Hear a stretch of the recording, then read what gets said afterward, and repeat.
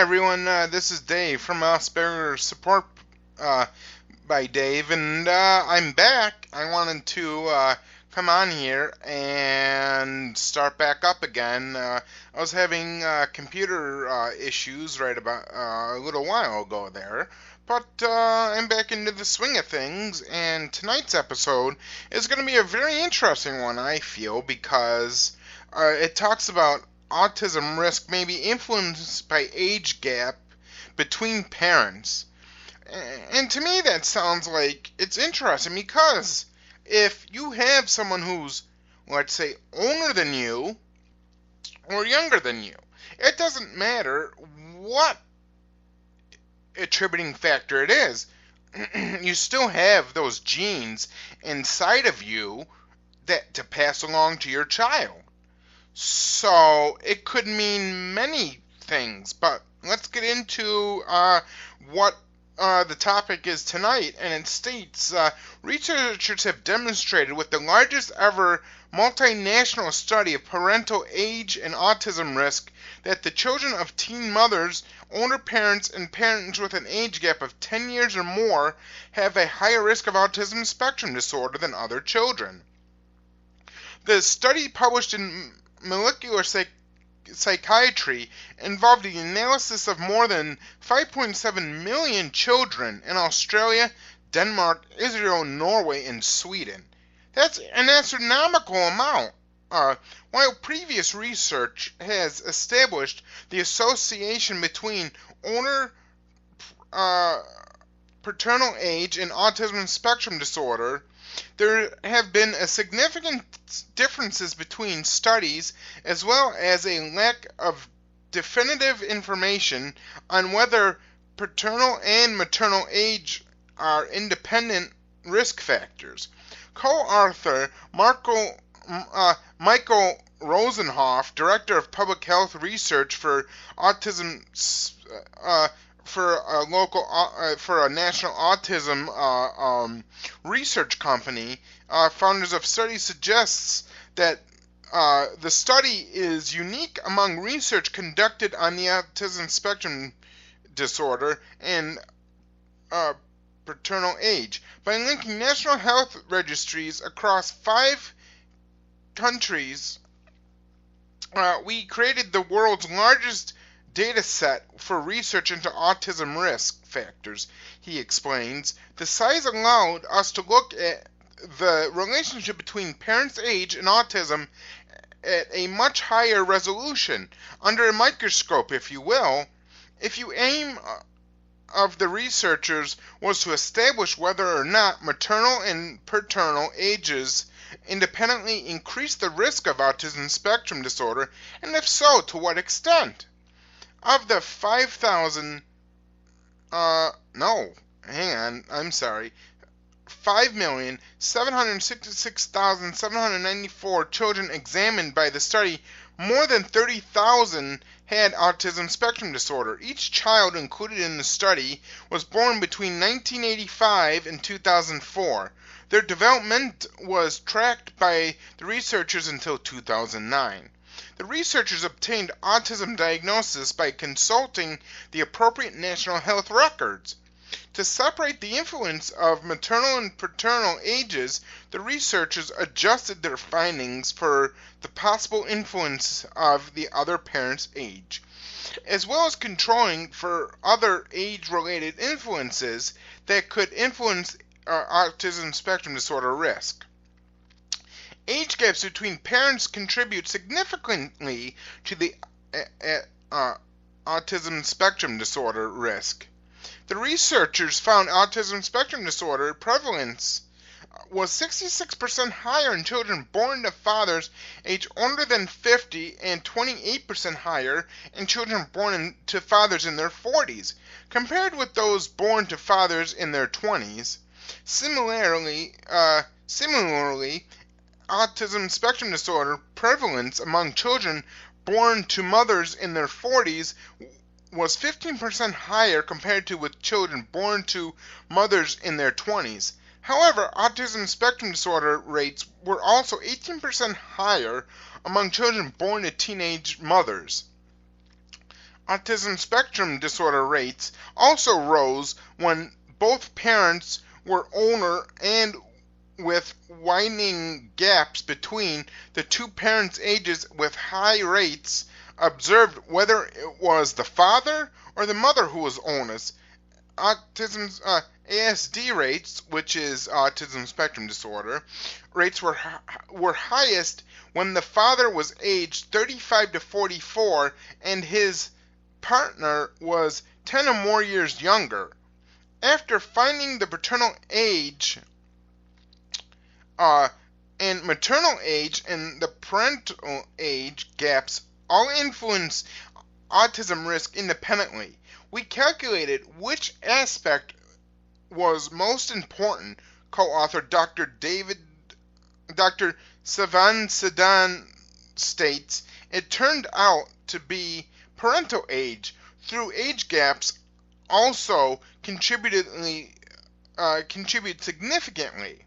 The higher risk of ASD associated with fathers aged over 50 could be explained by the idea that genetic mutations in sperm, which become more prevalent as a man ages, could contribute to ASD. However, the association of autism spectrum disorder risk with maternal age and gaps in parental ages remains a mystery. In this study, we show for the first time that autism risk is associated with disparately aged parents, states co-author Abraham Reinberg, a neuropsychologist and an epidemiologist with the Icahn School of Medicine at Mount Sinai in New York City, New York. Future research should look into this to understand the mechanisms. The authors also acknowledge a number of limitations for their study. There is a lack of information about some variables that could affect their findings, such as paternal psychiatric history, as an observation study is unable to rule out factors associated with paternal age, such as birth weight and obstetric complications, as contributing to the results. Although parental age is a risk for autism, adds Dr. Sedanian, it is important to remember that overall, the majority of children born to older or younger parents will develop normally. Previously, Medical News Today reported on a study that found maternal gestational diabetes mellitus associated with an increased risk of autism spectrum disorder. So, basically, the way I think about this is that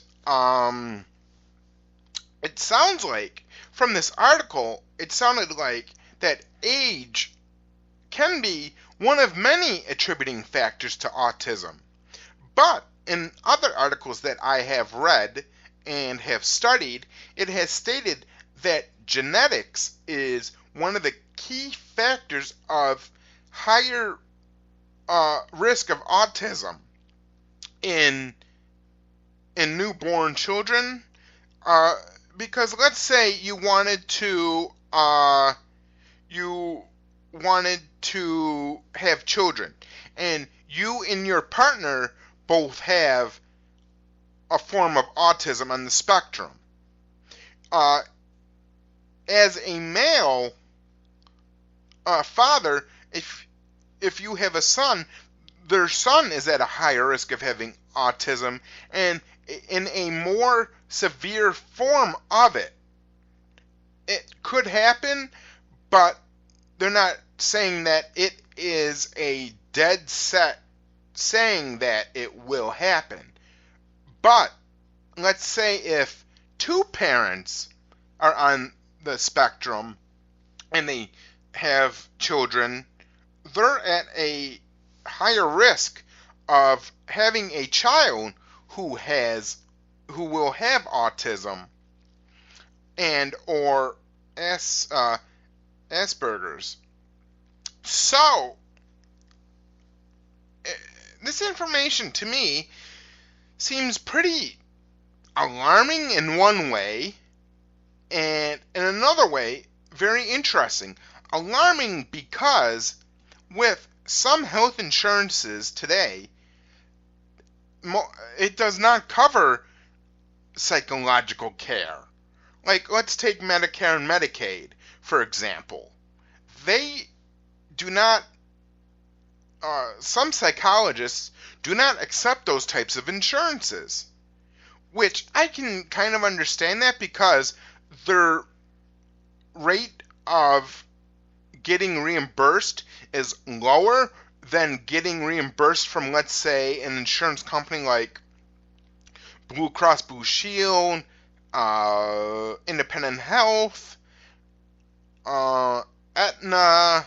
There's many different, and Univera, and many different kinds of private health insurance companies out there which pay doctors a higher rate for having patients coming to them. Whereas with Medicare and Medicaid, it's much harder to get reimbursed for services rendered. And Medicare and Medicaid have an actual price range set. So doctors have to stay within that price range. Like, let's say a private counseling session is $95 to do your session. And let's say you have Medicare or Medicaid. They will only pay, let's say if it's $95, they'll only pay maybe $60. So that leaves $40 out of the doctors being reimbursed.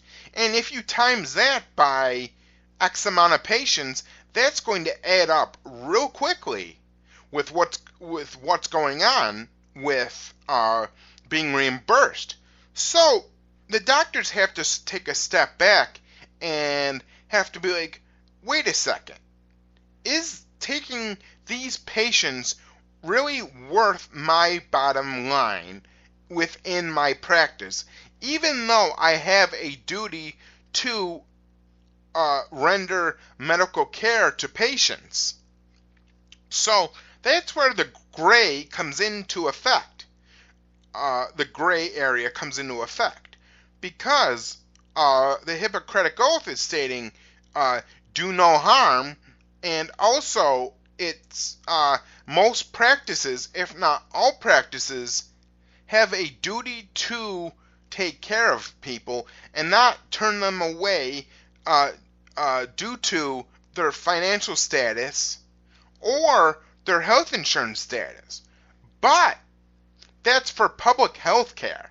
But once you get into your private sector of health care, then the practice can decide who they want to take and not take, who they want to refuse and not refuse.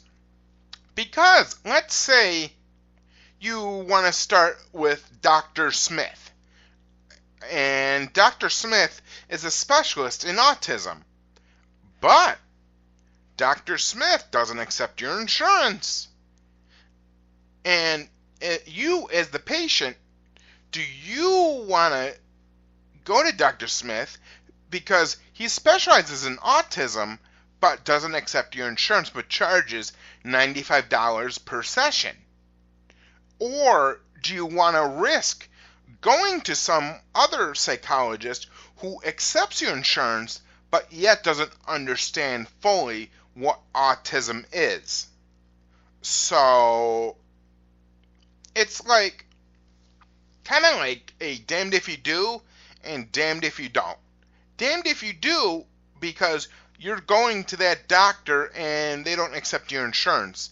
And damned if you don't because you don't go to that doctor that specializes in autism and you're risking actually having to go sit through the whole rigmarole explaining to the psychologist that what autism is, what Asperger's is,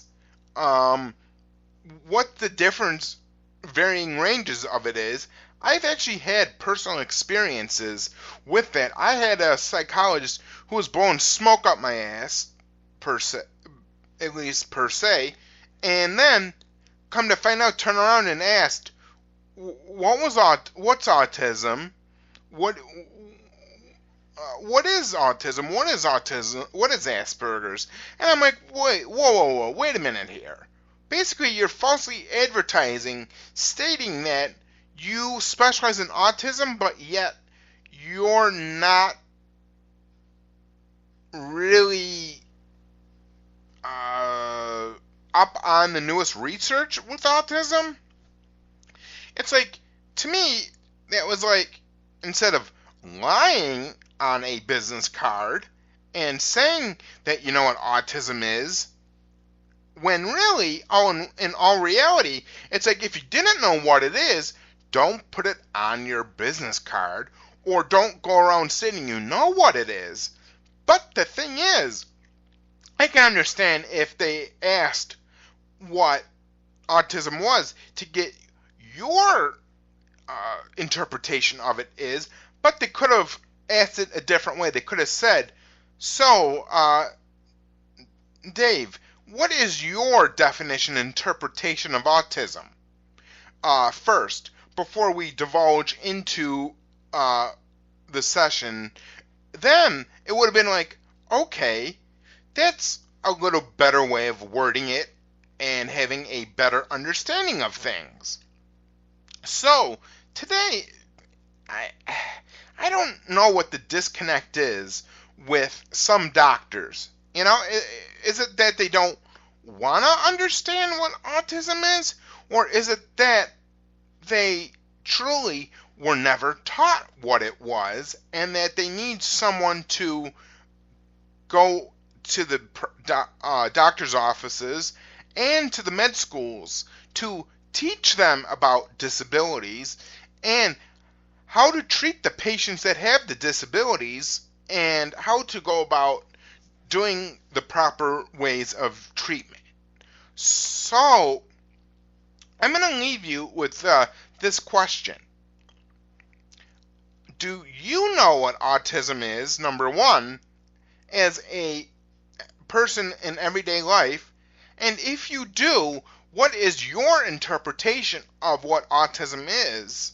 And number three, the third question I'm going to leave you with is, if you do know what autism is, and would you be comfortable with explaining it to the people who don't truly understand what autism is, and with people saying, oh, autism is caused by vaccines, when that myth has been dispelled on so many different articles that it's like, that needs to be put to bed, that topic right there. Because just because an article states that it has, that does not mean that it's a true article. Like, I could go tomorrow and type up an article on why does it snow in the winter? You know, people can go on Wikipedia and type up whatever they want up on there and make it sound all professional, and they can cite so many articles from here to there to whatever else. They can cite so many articles and everything, but the true sense is, do you truly know what the truth is? And yes, the answer can be yes, that you can find out what the actual truth is. Because the Centers for Disease Control wouldn't be putting out vaccines if it did cause some type of a disease like autism or Asperger's, you know, because medicines go through a very vigorous testing process before it even hits the market. Same with medications out there. It's like, medications can cause many different side effects and can interact with different meds, like, and different side effects. Kind of like if you have grapefruit juice with your medication, it could alter the effects of that medication and the sustained release of the meds. And with the chemicals inside of your brain, it could affect the endorphins and the neurotransmitters to state, oh, this medication's in my body, and this is what I need to do to really go about and do this. So it's like people need to do their research first before they go around assuming things and basically putting down people who have autism and Asperger's syndrome. It's like not everybody who has autism and Asperger's are violent people. You know, it's like, yes, there's been articles out there saying, oh, this person has autism, so they're violent. No, that's not the case. The case is the reason why they're violent people is because they have an actual nuance inside their brain that one minute they could turn violent, the next minute they could be perfectly fine, or be bipolar, one minute be all happy, the next be all angry and upset. So it's like there's different ways of looking at every situation out there in life. But it's up to you how you deal with it on a daily basis. And I'm going to leave you with that thought. And this is Asperger's Support by Dave. Have a great night, and I'll talk to you guys again soon.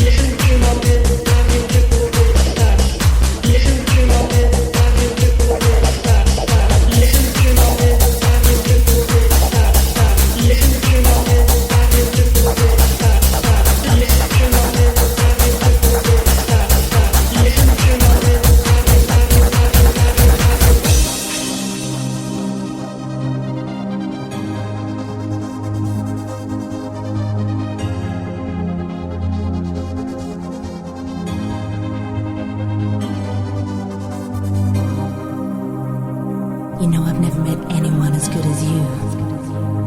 What I need. Caress me. The night's so strong. Your eyes make me feel so good. You're smooth. Take your time. I think I'm losing control. Take your time.